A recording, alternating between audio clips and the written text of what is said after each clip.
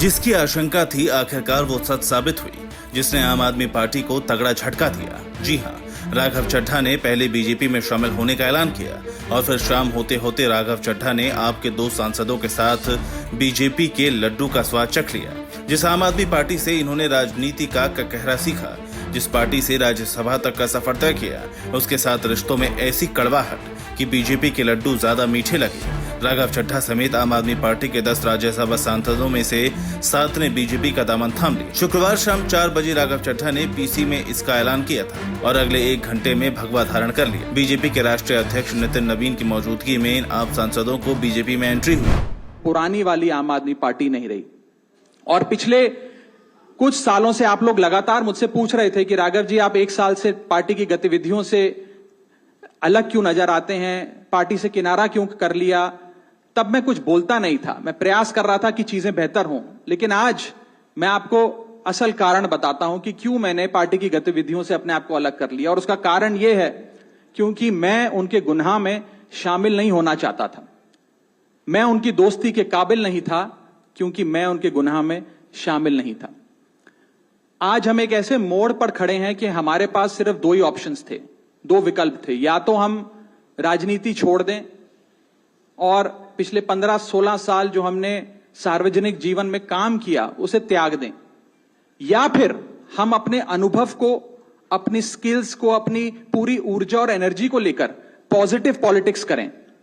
इसीलिए हमने ये डिसाइड किया that we the 2/3 members of parliament of the belonging to the Aam Aadmi Party in Rajya Sabha exercise the provisions of the Constitution of India and merge ourselves with the BJP। हम BJP में विलय करते हैं। अब इसे BJP की चाणक्य नीति कहिए या फिर आम आदमी पार्टी से इन राज्यसभा सांसदों की नाराजगी, लेकिन राज्यसभा सांसद राघव चड्ढा ने बीजेपी में एंट्री की ऐसी जमीन तैयार की कि आम आदमी पार्टी में मानो गड्ढा कर दिया। केजरीवाल और उनकी पार्टी को राघव ने ऐसा घाव दिया जो आम आदमी पार्टी के सीधे दिल पर लगा।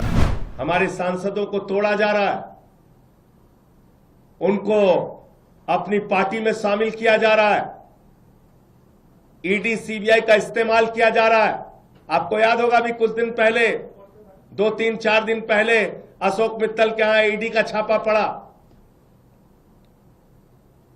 तो चीजें अपने आप में जुड़ती है। ईडी का छापा पड़ा और तोड़ लिया,